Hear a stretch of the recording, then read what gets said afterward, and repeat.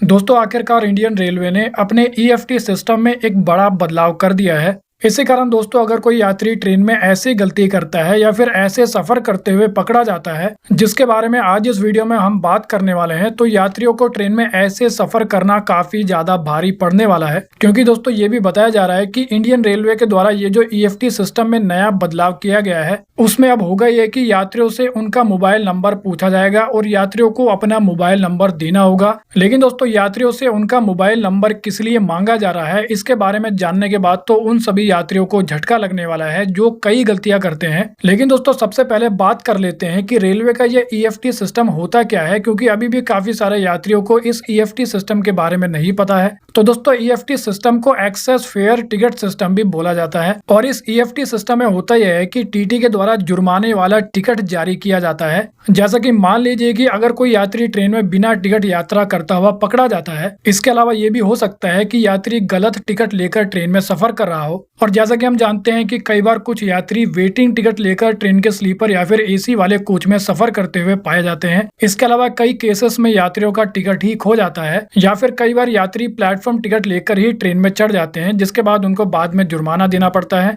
तो कुल मिलाकर दोस्तों अगर टीटी के द्वारा इन सभी केसेस में यात्रियों को पकड़ा जाता है तो फिर टीटी के द्वारा ऐसे यात्रियों के लिए ईएफटी सिस्टम के अकॉर्डिंग जुर्माने वाला टिकट जारी कर दिया जाता है। और मान लीजिए कि अगर ट्रेन में कोई सीट खाली है, यानी कि अगर कोई बर्थ खाली है, तो ऐसे केसेस में ऐसे यात्रियों को टीटी के द्वारा वो बर्थ यानी कि वो सीट दे दी जाती है। लेकिन अब काफी सारे यात्रियों का ये भी सवाल हो सकता है कि जो टीटी के द्वारा ईएफटी वाला टिकट जारी किया जाता है उस टिकट पर क्या क्या लिखा होता है। खास तौर से ये सवाल हो सकता है कि ईएफटी पर जो जुर्माना है वो किस प्रकार से लिखा जाता है और कितना लिखा जाता है। तो दोस्तों आपकी जानकारी के लिए मैं आपको बता दूं कि ईएफटी पर यात्री का नाम लिखा जाता है, ट्रेन का नंबर लिखा जाता है, यात्रा की दूरी लिखी जाती है, इसके बाद किराया लिखा जाता है और किराए के साथ साथ पेनल्टी यानी कि फाइन की जो रकम होती है वो भी लिखी जाती है। और अगर ऐसे यात्री को टीटी के द्वारा कोई सीट दी गई है तो उस सीट का नंबर भी इस पर लिखा होता है। एग्जाम्पल के लिए दोस्तों मान लीजिए कि अगर कोई यात्री बिना टिकट के ही ट्रेन में चढ़ जाता है तो फिर टीटी के द्वारा ईएफटी बनाकर किराया और जुर्माना उस यात्री से वसूला जा सकता है। अब दोस्तों ये तो हमने बात करी ईएफटी सिस्टम के बारे में, लेकिन अगर बात करें उस बड़े बदलाव के बारे में जो कि रेलवे के द्वारा ईएफटी सिस्टम में कर दिया गया है, तो दोस्तों ऐसा बताया जा रहा है कि अब अगर कोई यात्री ट्रेन में बिना टिकट यात्रा करता हुआ पकड़ा जाता है या फिर उन केसेस के अकॉर्डिंग यात्रा करते हुए पकड़ा जाता है जिसके बारे में मैंने आपको बताया है,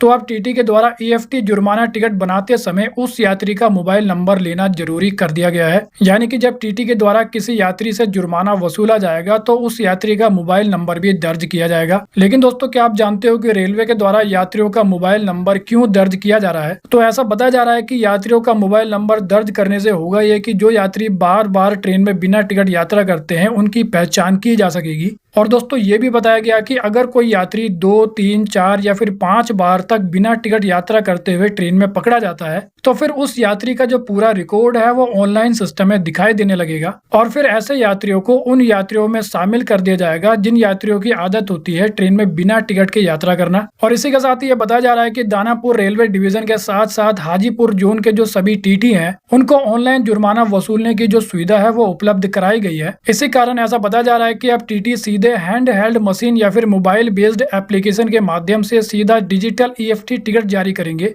और जो पकड़े गए यात्री होंगे वो भी अब ऑनलाइन पेमेंट कर पाएंगे, यानी कि एक प्रकार से ऑनलाइन अपना जुर्माना भर पाएंगे। अब दोस्तों रेलवे के द्वारा ये बोला जा रहा है कि इस नए सिस्टम के मदद से ट्रेन में बिना टिकट यात्रा करने वाले यात्रियों पर रोक लग सकेगी। तो वेल दोस्तों इस वीडियो में इतना ही। I hope you like the video. तो फिर मिलेंगे अगली वीडियो में, जब तक के लिए जय हिंद।